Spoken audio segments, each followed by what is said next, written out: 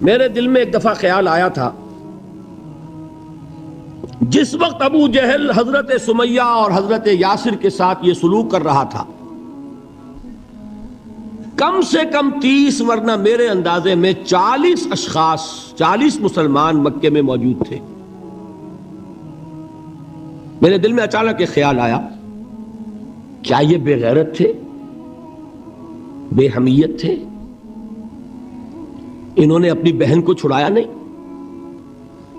انہوں نے حضرت یاسر ان کے دینی بھائی ہیں، محمد کے غلام ہیں، ان کی حمایت میں کچھ تو کرتے، بلوا کرتے، کچھ شور کرتے، ہنگامہ کرتے، چھڑا کر لے جاتے، کیوں نہیں کیا؟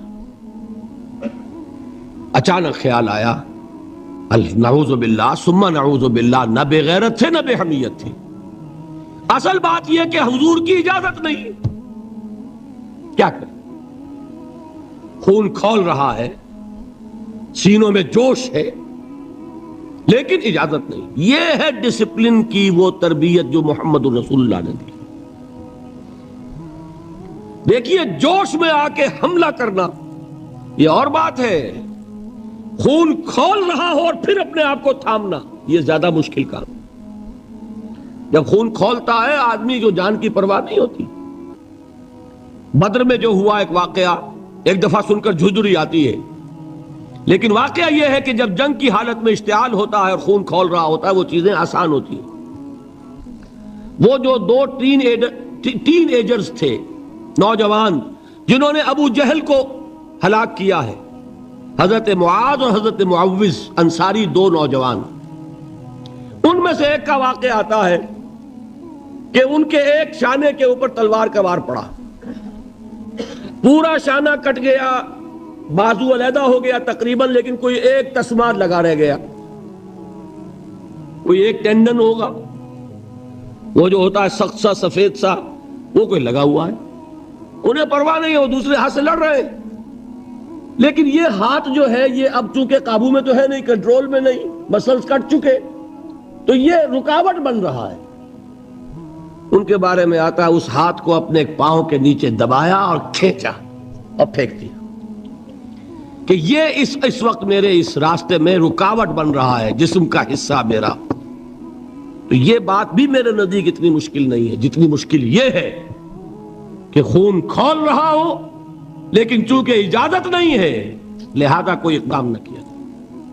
یہ زیادہ کڑا امتحان ہے، یہ زیادہ سخت مشکل ہے، اور اس کی تربیت دی محمد الرسول اللہ نے۔ ویسے میں نے 12 برس کہا ہے لیکن 8 برس کہنا چاہیے، اس لیے کہ مکی دور کے 12 سالوں میں سے 4 سال جو ہیں وہ صرف زبانی کلامی ایذا تھی، اور اس کا بھی ہدف تھے صرف حضور۔ وہ جو میں نے بتایا پاگل ہے، مجنوں ہے، شاعر ہے، ساحر ہے، ایک عجمی غلام اپنے گھر میں رکھا ہوا ہے، اس سے ڈکٹیشن لیتے رہتے ہیں، آ کے ہم پر دھوس جماتے ہیں، مجھ پر وحی نازل ہوئی ہے۔ یہ سب کچھ ہوا 4 برس تک، لیکن ہوا صرف حضور کے ساتھ کہ انہیں ڈی مورلائز کر دو، ان کی ہمت ختم ہو جائے، خود بخود یہ بات بیٹھ جائے گی بتاشے کی طرح۔ لیکن جب انہوں نے دیکھا کہ نہ محمد بدل ہوئے صلی اللہ علیہ وسلم، نہ ان کے ساتھی بدل ہوئے، یہ تو دعوت پھیل رہی ہے، ہمارے نوجوان جو ہے اب ان کے حلقے میں شامل ہو رہے ہیں، ہمارے اپنے لختے جگر، ہمارے اپنے چشم و چراغ، کون تھے مصعب بن عمیر، کون تھے عثمان غنی، کون تھے سعد ابن ابی وقاص، قریش کے اعلیٰ گھرانوں کے چشم و چراغ نوجوان، وہ آ رہے ہیں محمد کے ہاتھ پر بیعت کر رہے ہیں، اسلام لا رہے ہیں صلی اللہ علیہ وسلم۔ انہوں نے دیکھا یہ ہمارے غلاموں میں بھی یہ آگ پھیل گئی، یہ تو سمجھیے کہ بارود کے اندر آگ لگ رہی ہے۔ یہ ابھی تک تو قانے تھے جو ظلم ہم کر رہے تھے اس پر، لیکن ان کے اندر اگر یہ ایمان اور اسلام کی دعوت اور تحریک ان میں پھیل گئی تو ہمارا اقتدار اور ہمارا یہ پورا نظام جو ہے چوپٹ ہو جائے گا۔ یہ ہے وہ چیز جو میں نے کل آپ کو اقبال کا مصرع سنایا تھا کہ نظام کہنا کے پاس بانو یہ معرض انقلاب میں ہے، beware of the revolution that is coming. لہذا اپنی پوری قوتوں کو جمع کرو اور کچل دو انہیں، مارو انہیں۔ یہ کام شروع ہوا ہے سن 5 سے، بلکہ 4 کہنا چاہیے، 4 سے لے کر 12 تک 8 برس اس کو کہتے ہیں پرسیکیوشن، فزیکل پرسیکیوشن، تشدد، مار پیٹ، جلانا، دہتے ہوئے انگاروں پر لٹانا، فاقے رکھنا، بھوکے رکھنا، ان کو ڈال دی گئی زنجیریں، گھروں میں بند کر دیا گیا نوجوانوں کو۔ حضرت عثمان کو چچا نے ان کے ایک چٹائی کے اندر لپیٹا اور دھونی دے دی، دم گھٹ رہا ہے، جان نکل رہی۔ حضرت مصعب بن عمیر رضی اللہ تعالی عنہ، وہ نوجوان 200 درہم کا جوڑا ان کا سل کر آتا تھا شام سے تیار ہو کر، لباس معطر ہوتا تھا، جدھر سے نکل گیا پوری گلی جو ہے وہ معطر ہو گئی، انگلیاں اٹھ رہی ہیں، وہ جا رہا ہے مصعب، یہ خوشبو اس کی ہے۔ اس مصعب کے ساتھ کیا سلوک کیا؟ باپ تو مر چکا تھا، ماں نے پالا تھا، دولت بہت چھوڑ کر گیا تھا باپ، لہذا ماں نے بڑے ناز و نام میں پالا، بڑے لاڈ پیار میں، 200 درہم کا جوڑا تیار ہو رہا۔ لیکن یہ کہ آپ کو معلوم ہے عرب کے اس معاشرے میں عورت کی کوئی حیثیت نہیں تھی، ماں کا اختیار نہیں تھا، چچا تھا آپ سربراہ خاندان کا۔ چچا نے کہا مصعب، اگر تم نے اپنے باپ کا دین چھوڑ دیا ہے تو باپ کی دولت پر بھی تمہارا کوئی حق نہیں ہے، نکل جاؤ گھر سے۔ اس نے یہ سوچا تھا کہ مصعب کے ہوش ٹھکانے آ جائیں گے، دن میں تارے نظر آ جائیں گے، ناز و نام میں پلا ہوا گھر سے نکل کے جائے گا کہاں، یہ سارا نشہ جو ہے توحید کا یہ حیران ہو جائے گا۔ حضرت مصعب کا جواب بالکل برعکس تھا، اچھا ٹھیک ہے چچا جان، میں گھر چھوڑتا ہوں۔ وہی بات جو کبھی کہی تھی ابراہیم نے، باپ نے کیا کہا تھا؟ واجرنی ملیہ، جاؤ چلے جاؤ، دفع ہو جاؤ میری نگاہوں سے۔ حضرت ابراہیم نے کیا جواب دیا تھا؟ سلام علیک ساستغفر لک ربی انہ کان بی حفیہ۔ اچھا ابا جان، آپ کا حکم یہی ہے تو میں چلتا ہوں، آپ پر سلامتی ہو، میرا رب مجھ پر بڑا مہربان ہے، میں اس سے آپ کے لیے استغفار کروں گا۔ چل دیے۔ یہی جو ہے حضرت ابراہیمی کی نسل ہے نا قریش۔ آج ابراہیم کے ایک بیٹے کے ساتھ وہی معاملہ ہو رہا ہے، مصعب کے ساتھ، اور مصعب چلنے کے لیے تیار ہو گئے۔ چچا نے سوچا، میں سمجھتا تھا کہ ہوش ٹھکانے آ جائیں گے، یہ تو تیار ہو گیا نکلنے کے لیے۔ غصے میں آ کے اگلی بات کہی، یہ کپڑے جو پہنے ہوئے تم نے یہ بھی اسی مشرک باپ کی کمائی کے ہیں، اتارو ان کو۔ وہیں کپڑے اتارے، مادر زاد برہنہ گھر سے نکالے گئے۔ ماں کے پاس پہنچے، ماں نے آنکھوں پر ہاتھ رکھے، مصعب کیا ہوا؟ کہ ماں سے کہتے ہیں کہ ماں میں موحد ہو گیا ہوں، اور وہاں سے گئے، پھر حضور کی خدمت میں کپڑے کہیں سے مانگے ہوں گے۔ یہ مصعب ہیں 200 درہم کا جوڑا پہننے والے۔ جب حضور پر مدینے کے 12 افراد ایمان لائے تھے، بیعت عقبہ اولیٰ ہوئی، انہوں نے کہا کہ حضور ہمیں کوئی شخص اپنا ایسا شاگرد دیجئے جو ہمیں قرآن پڑھا سکے۔ حضور نے حکم دیا مصعب جاؤ، اب مدینے جاؤ، یثرب جاؤ، یثرب والوں کو قرآن پڑھاؤ، انہیں تبلیغ کرو۔ مصعب گئے ہیں وہاں، 1 سال کی کمائی 75 افراد لا کر حضور کے جھولی میں اگلے سال ڈال دیے کہ حضور یہ میری 1 سال کی کمائی ہے۔ 72 مرد 3 عورتیں، انہوں نے وہ بیعت کی تھی، بیعت عقبہ ثانیہ، جس کے الفاظ کل میں نے آپ کو سنائے تھے۔ بایعنا رسول اللہ صلی اللہ علیہ وسلم علی السمع والطاعت فی العسر والیسر والمنشط والمکرہ وعلی اثرۃ علینا وعلی لا ننازع الامر اہلہ وعلی ان نقول بالحق اینما کنا لا نخاف فی اللہ لومۃ لائم۔ یہ 72 مرد تھے مدینے کے جنہوں نے یہ بیعت کی، پھر انہوں نے ریکویسٹ کی کہ حضور اب آپ ہمارے ہاں تشریف لائیے، ہم اگر یہ مکے والے وہاں حملہ کریں گے تو ہم آپ کی حفاظت کریں گے جیسے کہ اپنے اہل و عیال کی کرتے ہیں۔ بہرحال وہ مصعب بن عمیر ہیں جو غزوہ احد میں شہید ہوئے، اور جب شہید ہوئے تو ان کے جسم پر صرف ایک چادر تھی۔ ایک بات تو یہ نوٹ کیجئے، موضوع سے ذرا بات تھوڑی ادھر ادھر جا رہی ہے، لیکن یہی چیزیں ہیں اصل میں کہ جو ہمارے دلوں کو منور کرنے والی ہیں نور ایمان سے۔ وہ علم بردار تھے غزوہ احد میں، جھنڈا مسلمانوں کا ان کے پاس تھا۔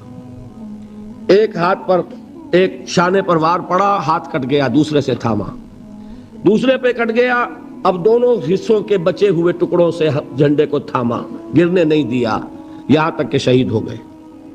گرے ہیں تو جھنڈا گرا ہے۔ شکل میں حضور سے بہت مشابہ تھے، خبر اڑ گئی کہ محمد شہید ہو گئے صلی اللہ علیہ وسلم۔ یہ مصعب بن عمیر کا واقعہ ہے۔ جب ان کو اب دفن کرنے کا وقت آیا، اور شہید کے لیے کفن جو ہے اس کا وہی لباس ہوتا ہے جو شہادت کے وقت ہو، حضور کے سامنے ایک پرابلم پیش کیا گیا. حضور مصعب کے جسم پر تو ایک چادر تھی اور وہ چادر بھی اتنی چھوٹی ہے، یعنی 2 گز کی چادر بھی نہیں ہے. اس سے اگر سر ڈھانپتے ہیں مصعب کا تو پیر کھل جاتے ہیں، پیر ڈھانپتے ہیں تو سر کھلتا ہے. کیا کریں؟ حضور نے فرمایا سر ڈھانپ دو چادر سے اور پیروں پر گھاس ڈال دو. یہ آخری لباس ہے جو محمد کے اس دیوانے کو اس دنیا سے رخصت ہوتے ہوئے ملا ہے، جس کا 200 درہم کا جوڑا چلتا تھا. یہ ہے صبر. برداشت کیا کہ نہیں کیا؟ تو یہ جان لیجئے، میں جو بات فلسفے کی سمجھانا چاہتا تھا وہ یہ جو پیسیو ریزسٹنس ہے 8 سال جو رہی ہے کہ تمہیں ماریں، تمہیں تکلیفیں پہنچائیں، تم پر جو بھی آئے جھیلو، برداشت کرو، تمہیں ہاتھ اٹھانے کی اجازت نہیں. اصل میں انقلابی عمل میں یہ بہت فیصلہ کن چیز ہے. اس کی وجہ کیا ہے؟ دیکھیے، اگر شروع ہی سے انقلابی لوگ وائلنٹ ہو جائیں گے تو ظاہر بات ہے وہ تو تھوڑے ہوتے ہیں، گنتی کے ہوتے ہیں. جو نظام قائم ہے اس کے پاس طاقت بہت ہوتی ہے، اس نظام کو اخلاقی جواز حاصل ہو جائے گا ان کو کچل دینے کا، ختم کر دینے کا. اب جب کہ وہ ہاتھ نہیں اٹھا رہے تو اخلاقی جواز تو نہیں ہے نا. اب اگر مارا جا رہا ہے تو عوام الناس کی دلی ہمدردیاں ان کے ساتھ ہوتی چلی جاتی. یہ امیہ ابن خلف نے بلال کو آج اتنا مارا، کیوں مارا؟ کیا بلال نے کوئی چوری کر دی تھی؟ نہیں بھائی. کیا کوئی اور گستاخی کی تھی اپنے آقا کی؟ نہیں. کہیں معاذ اللہ اس نے اپنے آقا امیہ ابن خلف کی بیٹی کے اوپر تو کوئی نہیں ہاتھ اٹھا دیا تھا؟ نہیں. تو کیا وجہ ہوئی؟ بس صرف یہ وجہ ہے کہ وہ ایک اللہ کو مانتا ہے اور محمد پر ایمان لے آیا صلی اللہ علیہ وسلم. بتائیے اس کا کیا اثر ہوگا؟ یہ خباب بن الارت پیشے کے لحاظ سے لوہار تھے. سوچئے ایک زندہ انسان کو دہتے ہوئے انگاروں پر لٹایا جا رہا ہے. ان انگاروں سے کھال جلی، کمر کی چربی پگھلی، اس پگھلنے والی چربی سے وہ انگارے ٹھنڈے پڑے. یہ سب کچھ جھیل رہا ایک شخص. سوچنے والوں نے سوچا نہیں ہوگا کیا جرم تھا ان کا؟ تو بڑا شریف آدمی ہے، بہت اچھا کاریگر ہے، وقت پر کام دیتا ہے، مناسب اجرت لیتا ہے. یہ کیا ہوا؟ یہ کوئی جرم نہیں. جرم صرف ایک ہے، ایک اللہ کو مانتا ہے اور محمد کے دامن سے وابستہ ہے. آپ سوچئے، دیکھیے ایک لفظ ہم بولا کرتے ہیں سائلنٹ میجورٹی. واقعہ یہ ہے کہ کسی بھی معاشرے میں میجورٹی ہمیشہ سائلنٹ رہتی ہے. وہ سائلنٹ اسپیکٹیٹر ہوتی ہے، دیکھتی رہتی ہے کیا ہو رہا ہے. لیکن سائلنٹ میجورٹی سائلنٹ ہوتی ہے، اندھی بہری تو نہیں ہوتی. دیکھتی تو ہے کہ کیا ہو رہا ہے، سن تو رہی ہے کہ کیا چرچے ہیں. اب جب وہ دیکھتے ہیں کہ کچھ شریف لوگ ہیں، بڑے ہی اعلیٰ اخلاق والے لوگ ہیں، ان پر تشدد ہو رہا ہے، انہیں مارا جا رہا ہے، انہیں ستایا جا رہا ہے، ان پر کوڑے برس رہے ہیں، انہیں دہتے ہوئے انگاروں پر لٹایا جا رہا ہے، ان کا کوئی جرم نہیں، کوئی ان کی خطا نہیں، سوائے اس کے کہ ایک اللہ کو مانتے ہیں. انہوں نے کسی کو نقصان نہیں پہنچایا، انہوں نے کسی کا بال بیکا نہیں کیا، انہوں نے کسی پر دست درازی نہیں کی، وہ تو دعائیں دے رہے ہیں انہیں. اس کا نتیجہ کیا نکلتا ہے؟ اندر ہی اندر سائلنٹ میجورٹی کنورٹ ہوتی ہے. وہ جرت تو نہیں ہوتی کہ برملا اعلان کریں، لیکن دل ان کے بدل رہے ہیں. اور آپ کو معلوم ہے ایک مصرع بڑا پیارا ہے، جو دلوں کو فتح کر لے وہی فاتح زمانہ. یہ دل فتح ہو رہے تھے اس وقت. یہ 8 برس میں محمد صلی اللہ علیہ وسلم قریش کے دل فتح کیے، چاہے وہ ایمان نہیں لائے، لیکن اندر سے انہیں نظر آ رہا تھا کہ کون کیا ہے. یہ ہے پیسیو ریزسٹنس، یہ ہے صبر محض. انقلابی عمل میں، اقامت دین کی جد و جہد میں پہلا مرحلہ یہ ہے صبر کا. دوسرا مرحلہ کیا ہے؟ جب اتنی قوت ہو گئی کہ اب آپ کو اندازہ ہے کہ اب آپ اس باطل نظام کے خلاف اقدام کر سکتے ہیں. دیکھیے ریولیوشنری پروسیس کسے کہتے ہیں؟ پہلے ایک انقلابی نظریہ، اس کی اشاعت ہوگی، جو لوگ اس کو قبول کریں گے انہیں آرگنائز کیا جائے گا، ایک پارٹی کی شکل دی جائے گی، پھر ان کی تربیت ہوگی، جیسا انقلاب لانا ہے ویسی تربیت کرنی ہوگی۔ اب ٹکراؤ ہوگا اس باطل نظام کے ساتھ، غلط نظام کے ساتھ۔ اس ٹکراؤ کا پہلا مرحلہ یہ ہے، جب تک اتنی تعداد آپ کے پاس نہ ہو کہ آپ فیصلہ کن اقدام کر سکیں، اس وقت تک دعوت ہی دینی ہے، لوگوں کی تعداد اپنے اندر شامل کرنی ہے، اپنی قوت بڑھانی ہے، اپنی تربیت کرنی ہے، اپنی اصلاح کرنی ہے، اور صبر کرنا ہے، ریٹیلیٹ نہیں کرنا، اقدام نہیں کرنا، جوابی کارروائی نہیں کرنی۔ یہ کام ہے جو 12 برس میں مکے میں مکمل ہو گیا۔ اب کیا ہوا؟ ایک تعداد اب ہے حضور کے جانثاروں کی۔ یہ تعداد کیسے لوگوں کی ہے؟ ڈیووٹڈ، ڈیڈیکیٹڈ، اپنی زندگیاں وقف کیے ہوئے لوگ، ہر طرح کے امتحان سے گزر چکے، بھٹیوں میں سے نکل چکے، تربیت ہو چکی، منظم ایسے ہیں کہ جو حضور کا حکم ہے اس پر عمل پیرا ہے۔ سم و طاعت، سنو اور اطاعت کرو، جس کا میں عرض کر چکا ہوں، اس سے بڑا کٹھن معاملہ نہیں ہو سکتا کہ تمہیں دہتے ہوئے انگاروں پر لٹا دیا جائے، تمہیں ہاتھ اٹھانے کی اجازت نہیں ہے۔ اس پر بھی پورے اترے صحابہ کرام، کسی نے ریٹیلیٹ نہیں کیا۔ اب معلوم ہوا، اور اللہ نے ایک جگہ عطا فرما دی مدینہ منورہ، کہ وہاں حضور کو تمکن عطا فرما دیا، بیس مل گیا اب انقلابی عمل میں اقدام کا۔ بیس بھی ہے مدینہ، طاقت بھی ہے صحابہ کرام کی۔ اب اقدام ہوا۔ اقدام کیا تھا؟ نبی اکرم صلی اللہ علیہ وسلم نے مدینے پہنچنے کے بعد، اور یہ نوٹ کر لیجئے، سورہ حج کی ایک آیت ہے، اذن للذین یقاتلون بانہم ظلموا وان اللہ علی نصرہم لقدیر۔ آج سے اجازت دی جا رہی ہے ان لوگوں کو جن پر ظلم و ستم کے پہاڑ توڑے گئے۔ ابھی تک حکم تھا ہاتھ بندے رکھو، آج سے ہاتھ کھول دیے گئے۔ یو کین ریٹیلیٹ، تم بدلہ لے سکتے ہو، جوابی کارروائی کر سکتے ہو۔ یہ آیت نازل ہوئی، حضرت عبداللہ ابن عباس کی یہ رائے ہے کہ یہ آیت نازل ہوئی ہے دوران سفر ہجرت، جب حضور مکے سے مدینے تشریف لے جا رہے تھے۔ یہ آیت نازل ہوئی، یہ گویا کہ ٹرننگ پوائنٹ ہے کہ اب تک تو تمہیں حکم یہ تھا کہ چاہے تمہارے جسم کے ٹکڑے اڑا دیے جائیں، تم کوئی جوابی کارروائی نہیں کر سکتے۔ اب وہ حکم بدل گیا، اب تم اقدام کرو، جوابی کارروائی کرو۔ حضور نے کیا کیا اس کو سمجھ لیجئے، یہ سیرت کا بہت اہم باب ہے اور نگلیکٹڈ ہے، توجہ نہیں ہوئی اس پر۔ واقعات موجود ہیں سیرت کی کتابوں میں، ان واقعات کی اہمیت کیا ہے، ان سے کیا نتیجہ نکلتا ہے، اس پر زیادہ توجہ نہیں ہوئی۔ حضور نے مدینے پہنچ کر 6 مہینے تو کوئی اقدام نہیں کیا، اپنی پوزیشن کو کنسولیڈیٹ کیا۔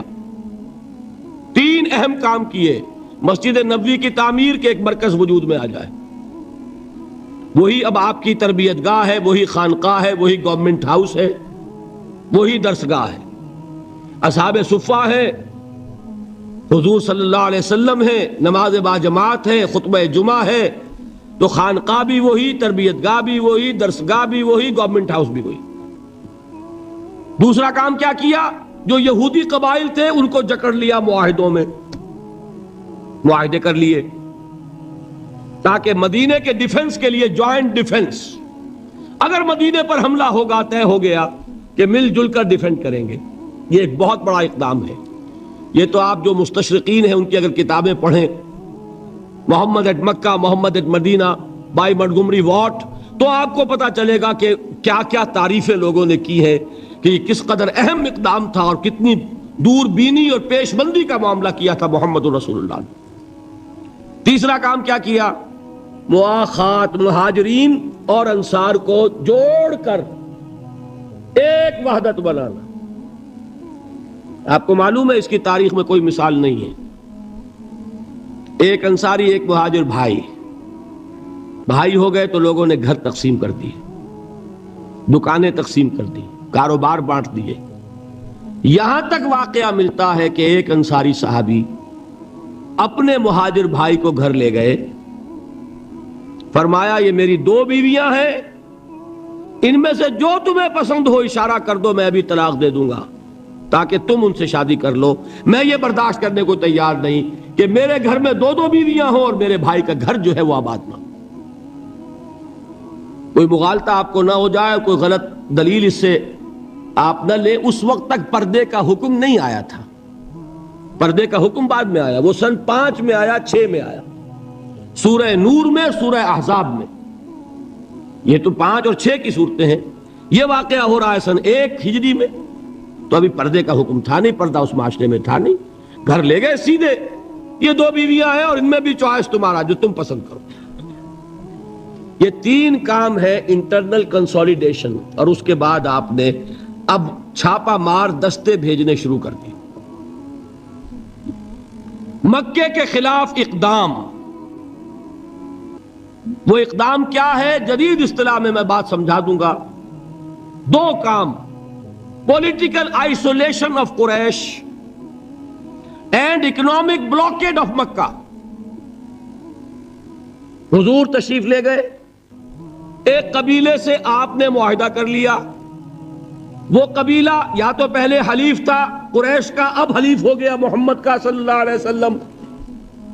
قریش کی آئسولیشن ہو رہی ہے اور حضور کی قوت بڑھ رہی ہے. یا یہ کہ ان کا بھی معاہدہ ہو گیا, ان کا بھی ہو گیا, تو نیوٹرل تو ہو گیا نا.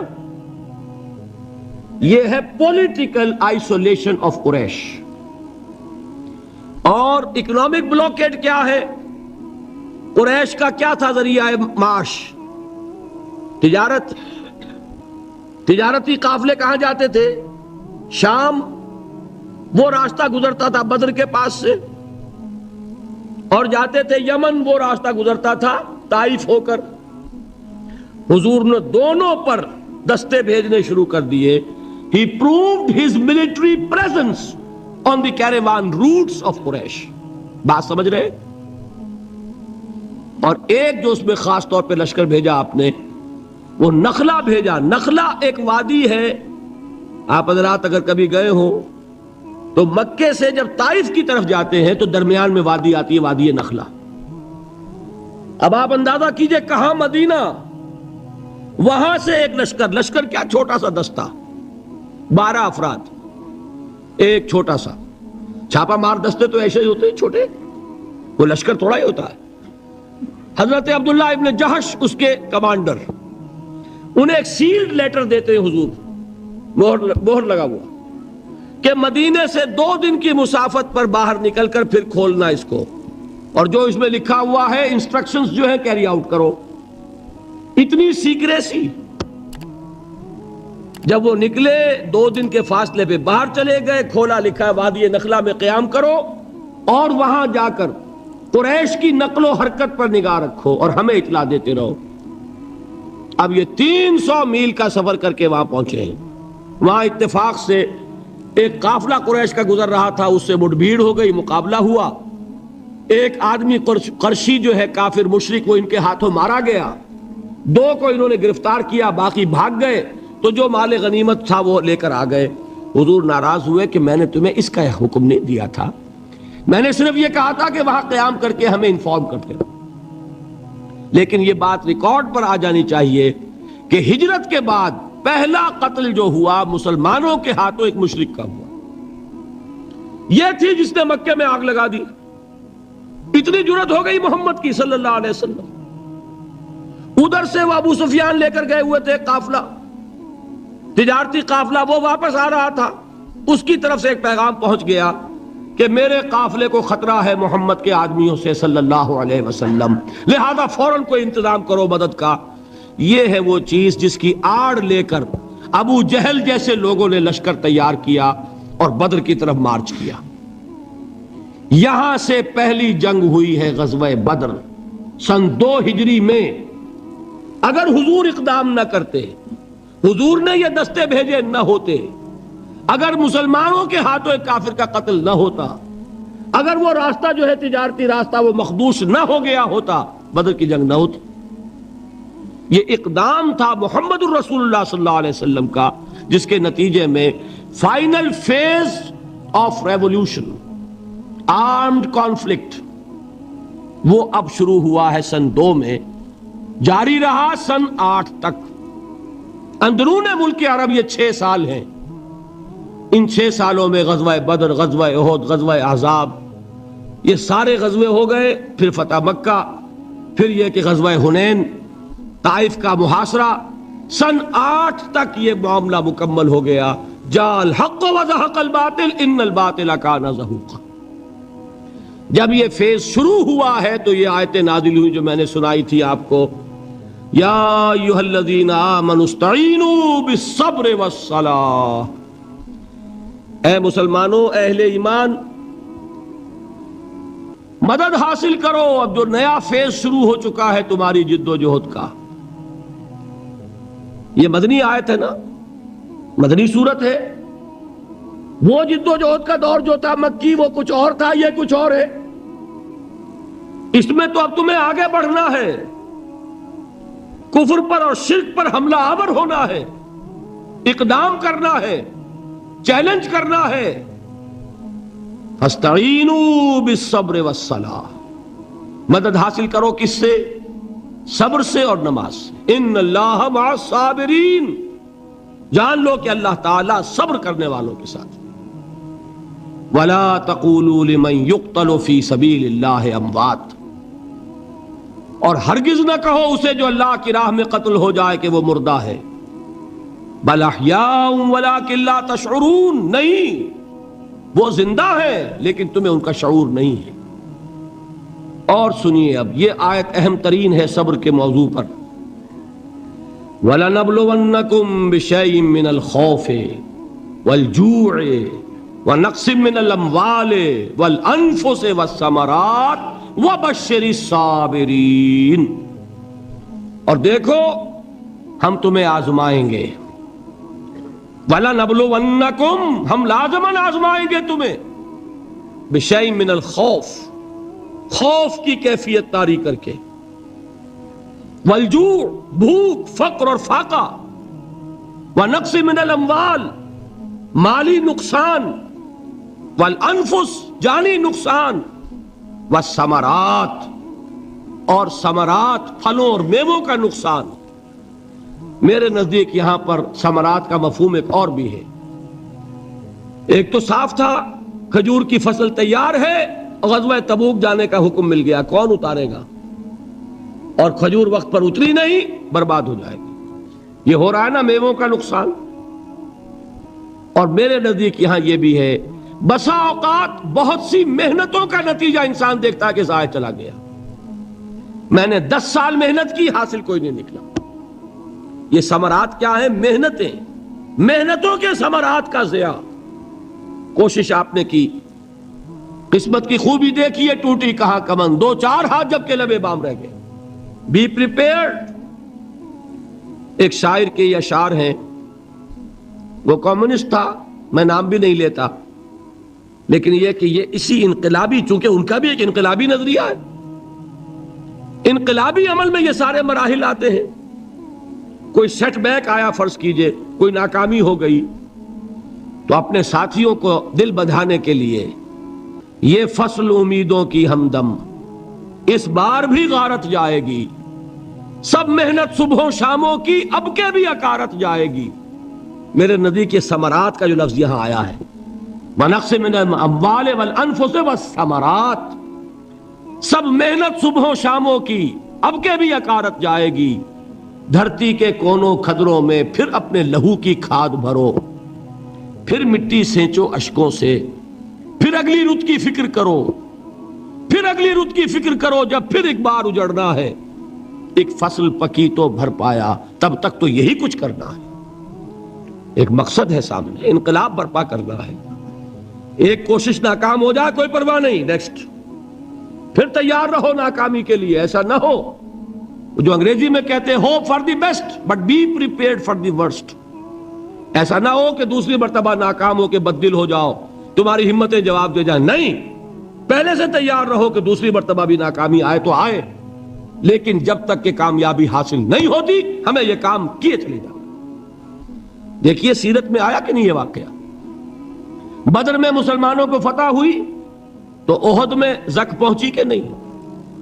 70 صحابہ شہید ہوئے کہ نہیں؟ اگر ان کی ہمتیں جواب دے جاتی تو گاڑی کیسے چلتی آگے؟ تو فرمایا وَلَنَبْلُوَنَّكُمْ بِشَيْءٍ مِّنَ الْخَوْفِ وَالْجُوعِ وَنَقْصٍ مِّنَ الْأَمْوَالِ وَالْأَنفُسِ وَالثَّمَرَاتِ. ہم تمہیں لازم آزمائیں گے خوف کی کیفیت سے, فقر و فاقے کی کیفیت سے, بھوک سے, جان کے نقصان سے, مال کے نقصان سے, محنتوں کے حاصل کے ضائع ہو جانے سے. وَبَشِّرِ الصَّابِرِينَ, اور اے نبی بشارت دیجئے صبر کرنے والوں کو.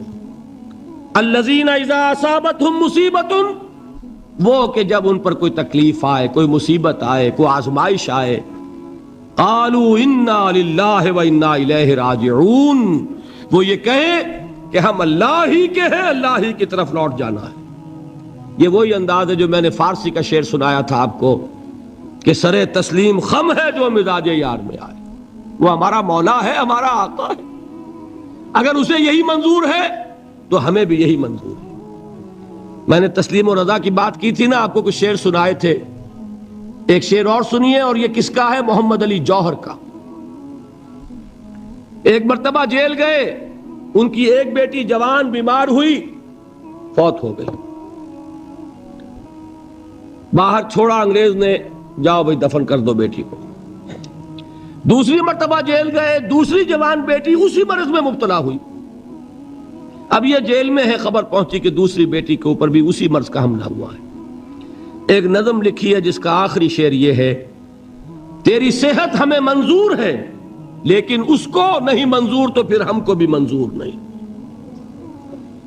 یہ ہے, جب تک یہ کیفیت نہ ہو اس میدان میں آدمی ثابت قدم نہیں رہ سکتا کہ میرے رب کو اگر یہ منظور ہے تو یہی مجھے منظور ہے, اور تیری صحت ہمیں چاہیے تو ضرور, لیکن ہمارے رب کو منظور نہیں تو ہمیں بھی منظور. راضی برضائے رب.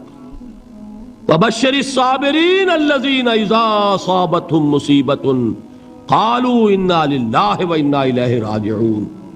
نہ شود نصیب دشمن کے شود ہلاک تیغت, سرے دوستاں سلامت کے تو خنجر آزمائی. اولئک علیہم صلوات من ربہم ورحمہ, یہی ہے وہ لوگ جن پر ان کے رب کی طرف سے عنایتیں ہیں اور رحمتیں ہیں.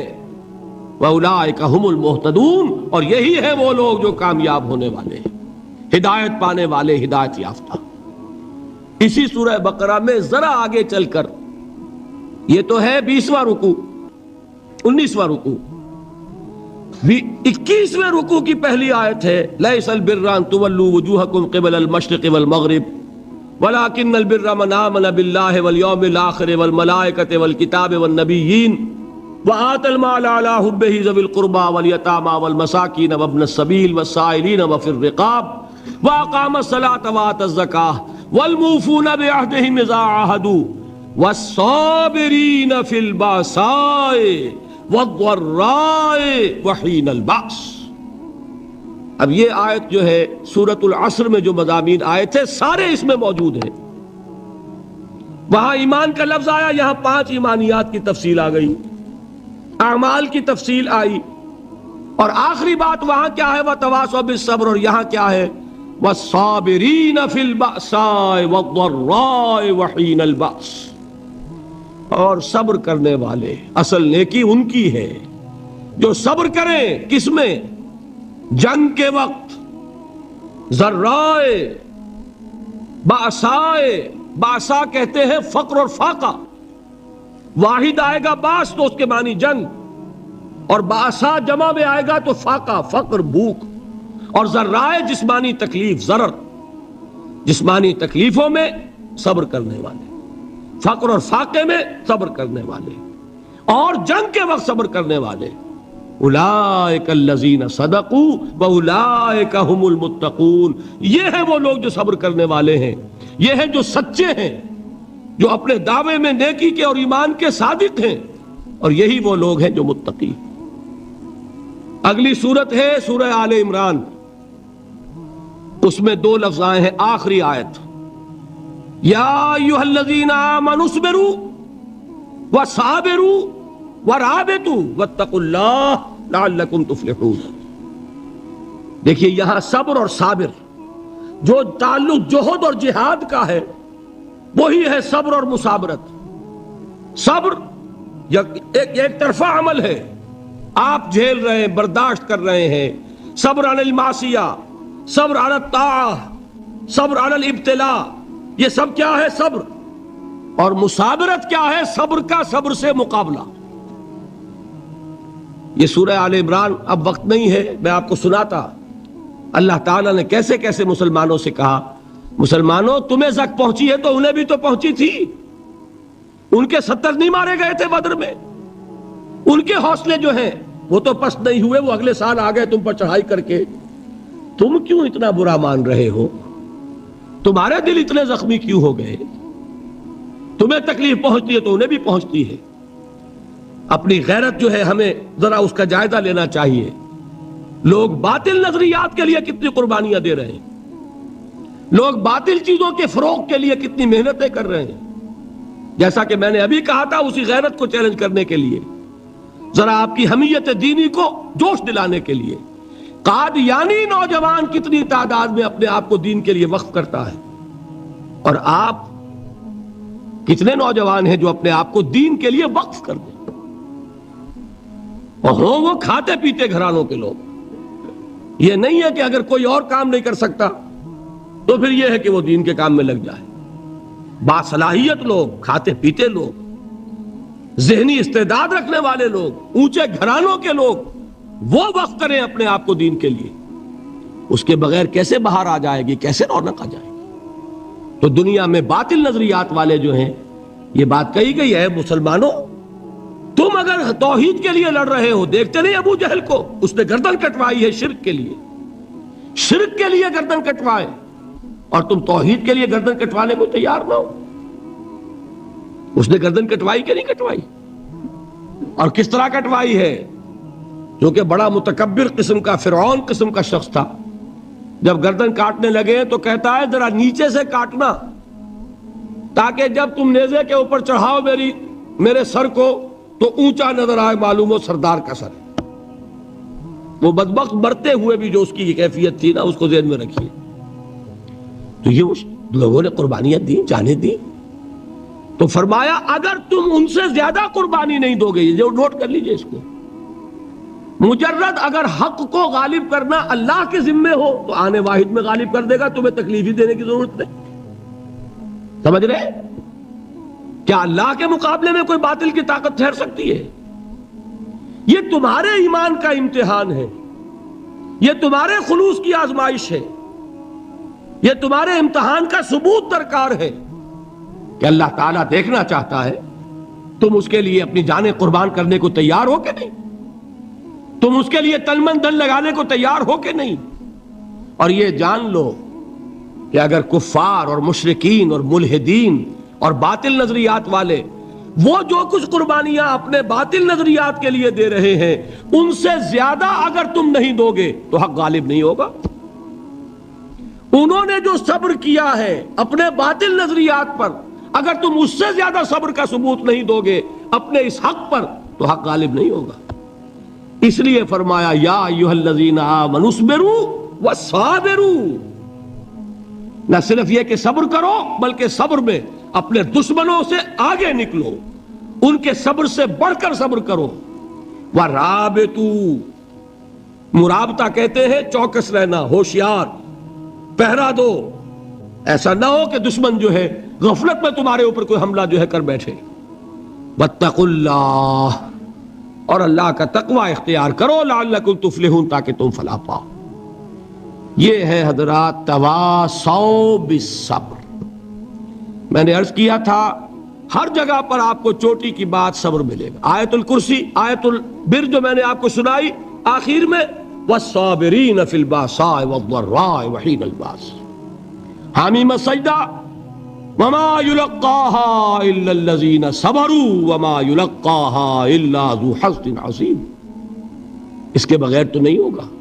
تھوڑ دلے لوگ، کم ہمت لوگ، عزیمت نہ رکھتے ہو، حوصلہ نہ رکھتے ہو، برداشت نہ رکھتے ہو، تحمل نہ کر سکیں، لالچ سے ڈگمگا جائیں. دیکھیے یہ بھی میں نے چونکہ بات کہی تھی، سن لیجئے سیرت سے.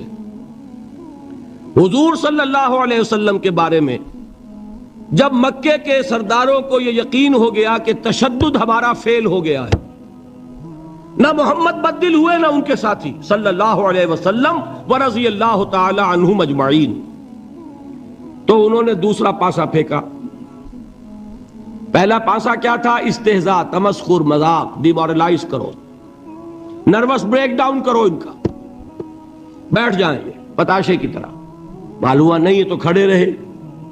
تو دوسرا وار، مارو، ستاؤ، تکلیفیں دو، بھوکا مارو، دہکتے ہوئے انگاروں پر لٹاؤ، ان کو ہلاک کرو. معلوم ہوا یہ حربہ بھی ناکام ہو گیا.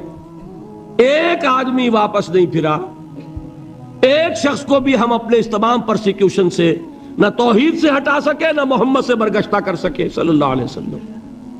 بلکہ مرض بڑھتا گیا جوں جوں دوا کی. ان کے اعتبار سے تو مرض تھا نہیں کہ وہ تو بات آگے بڑھ رہی. ہم نے جتنا دبایا، وہ جو کہا ہے کہ اتنا ہی یہ ابھرے گا جتنا کہ دبا دیں گے، تو ہمارا دباؤ جو ہے وہ ناکام ہو گیا. تو تیسرا بار آیا تھا. وہ کیا تھا؟ سفارت آئی ابو طالب کے پاس. دیکھو ابو طالب، تمہارا بھتیجا جو ہے وہ ہمارے معبودوں کو باطل ٹھہرا رہا ہے، ہم تنگ آ چکے ہیں. اگر تو اسے بادشاہت چاہیے، اگرچہ ہم کسی بادشاہت کے عادی نہیں ہیں، لیکن ہم اسے اپنا بادشاہ بھی مان لیں گے. اگر اسے دولت چاہیے، وہ اشارہ کرے، ہم سیم و زر کے انبار اس کے قدموں میں لگا دیں گے. اور کہیں نکاح کرنا چاہے اشارہ کر دے، جس اونچے سے اونچے گھرانے میں وہ چاہے گا قریش کے، ہم اس کی شادی کر دیں گے. تینوں ہی لالچ ہے نا دنیا میں. ویسے تو زر، زن، زمین، آپ کے ہاں یہ تین زے مشہور ہیں. زر، زن، زمین. زمین کو اقتدار سمجھ لیجئے، قوت سمجھ لیجئے، دبدبا سمجھ لیجئے. زن، زر اور حکومت، تینوں پیشکشیں انہوں نے کی. دیکھیے یہ ہوتے ہیں مرحلے تحریکوں کے لیے بہت ہی نازک. نبی کے لیے تو خیر کوئی امکان نہیں تھا. غیر نبی ہو تو سوچے گا نا، یہ بادشاہ بنا رہے ہیں، بادشاہ بنو، اس وقت تھوڑا سا کمپرومائز کر لو، پھر ہاتھ میں قوت آ جائے گی تو پھر سب ٹھیک کر لیں گے. اگرچہ کبھی ٹھیک نہیں ہوتا، وہ ٹھیک ہوتا ہے اسی پروسیس سے جو محمد الرسول اللہ نے اختیار کیا. یہ تمام ٹیمپٹیشنز ہوتی ہیں، راستے سے بھٹکانے کی کوشش، کہ دباؤ سے نہیں مانے تو یہ لالچ جو ہے یہ انہیں ہٹائے. کیا جواب تھا حضور کا صلی اللہ علیہ وسلم؟ چچا نے جب بات کی ہے، انہیں براہ راست تو حضور سے بات کرنے کی جرت نہیں ہوئی تھی، ابو طالب کے واسطے سے بات کی. چچا نے جب بات کی ہے آ کر، حضور نے فرمایا چچا جان اگر وہ میرے داہنے ہاتھ میں سورج اور بائیں میں چاند رکھ دے تب بھی میں یہ کام نہیں چھوڑ سکتا. تو عزیمت میں نے کہا تھا صبر کیا ہے؟ اپنے طے کردہ راستے پر بڑھتے چلے جانا، نہ کسی ٹیمپٹیشن سے، نہ کسی پریشر سے، نہ کسی تکلیف سے، نہ کسی ایذا سے، نہ کسی استہزاء سے، کسی سے بھی متاثر ہوئے بغیر اپنی منزل کی طرف پیش قدمی کیے چلے جانا. یہ ہے صبر. یہ صبر کی آخری منزل ہے.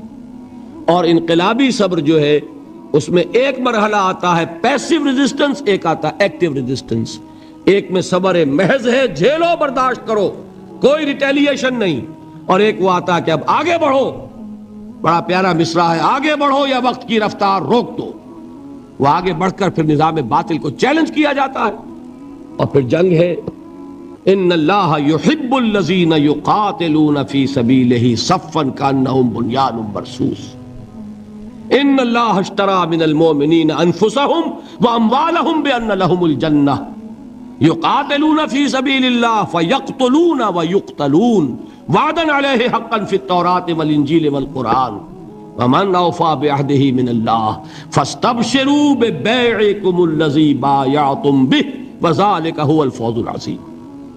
اللہ نے اہل ایمان سے ان کے جانیں اور ان کے مال خرید لیے ہیں جنت کے عوض۔ نتیجہ کیا ہے؟ وہ جنگ کرتے ہیں اللہ کی راہ میں، قتل کرتے بھی ہیں، قتل ہوتے بھی ہیں۔ بدر میں 70 کو قتل کیا، مسلمان شہید ہوئے 13، 14ویں وہ تھے جو زخمی ہو گئے تھے، واپسی پر مدینے کے راستے میں ان کا بھی انتقال ہوا، 14 مسلمان ادھر 70، اور احد میں 70 صحابہ شہید ادھر 23۔ تلک الایام نداولها بین الناس، یہ دن ہے جن کو ہم الٹ پھیر کرتے رہتے ہیں لوگوں کے مابین، لیکن یہ کہ بد دل نہیں ہوئے، قافلہ بڑھتا رہا۔ اور غزوہ احزاب میں وہ شعر میں کل سنا چکا ہوں محمد کے جانثاروں کا، نحن الذین بایعوا محمدا علی الجہاد ما بقینا ابدا، ہم وہ ہیں جنہوں نے محمد سے بیعت کی ہے جہاد کی صلی اللہ علیہ وسلم۔ اب یہ جہاد، یہ قتال، یہ جنگ، یہ سرفروشی، یہ جاں فشانی جاری رہے گی جب تک جان میں جان ہے، یا تخت یا تختہ، یا اللہ کا دین غالب ہوگا اور یا ہم اپنی جانیں اسی کام میں اللہ کے حوالے کریں۔ اللہ تعالیٰ مجھے اور آپ کو اس کی توفیق دے کہ ایمان کے عملی تقاضوں کو پورا کرنے میں، اللہ کے دین کی دعوت کے لیے، دیکھیے تینوں لیول میں نے بیان کر دیے۔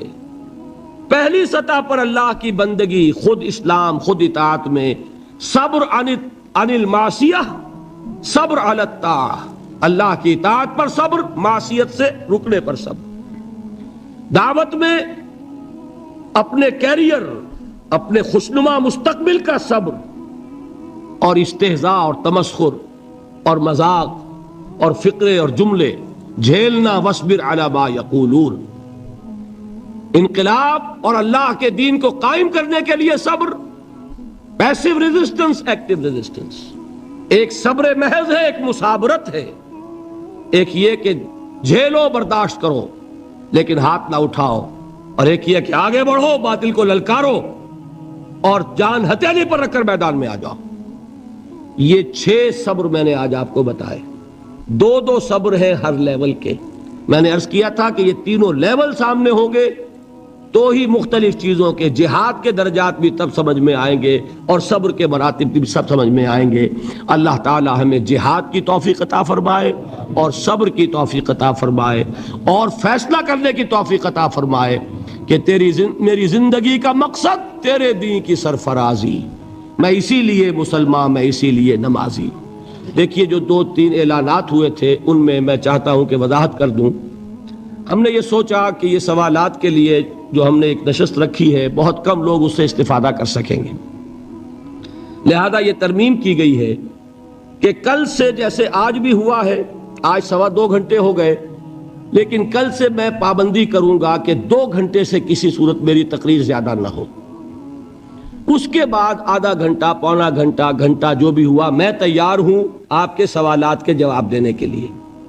اس طرح یہ کہ اگر 1 گھنٹہ بھی ہم ایڈ کریں تو یہ 3 دن جو ہے 16، 17، 18، 3 راتوں میں 3 گھنٹے ہمارے ہو جائیں گے، تو میں اس کے لیے تیار ہوں تاکہ آپ حضرات استفادہ کر سکیں۔ لیکن اس میں درخواست کیا ہے؟ نمبر 1، آپ میرا امتحان لینے کی کوشش نہ کریں۔ میں نے کوئی دعویٰ نہیں کیا، کوئی علمیت کا دعویٰ نہیں، کوئی عالم ہونے کا دعویٰ نہیں، میں تو ایک خادم ہوں دین کا اور قرآن کا طالب علم، لہذا کوئی بھی امتحان لینے کے لیے سوال نہ کیجیے۔ ویسے بھی یہ چیز در حقیقت نیت کے اعتبار سے درست نہیں ہوتی، سوال استفہام کے لیے ہونا چاہیے، جو بات آپ واقعی سمجھتے ہیں کہ سمجھ میں نہیں آ رہی وہ بات پوچھیے، نمبر 1۔ دوسرے یہ کہ فقہی سوالات نہ کیجیے۔ میں نے کوئی فقہی مسئلہ یہاں چھیڑا ہے؟ کوئی نہیں چھیڑا۔ دیکھیے فقہی مسلک ہوتے ہیں، ایک اہل حدیث مسلک ہے، ایک حنفی مسلک ہے، ایک مالکی مسلک ہے۔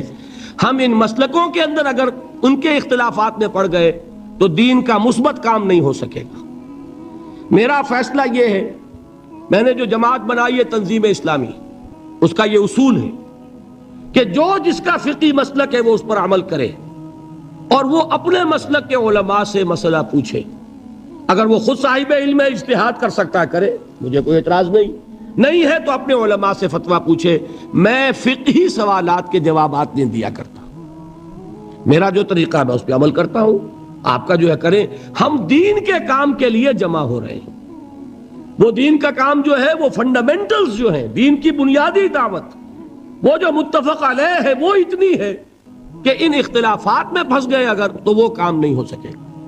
لہذا دوسری بات یہ ہے کہ فقہی سوالات مجھ سے نہ کیے جائیں۔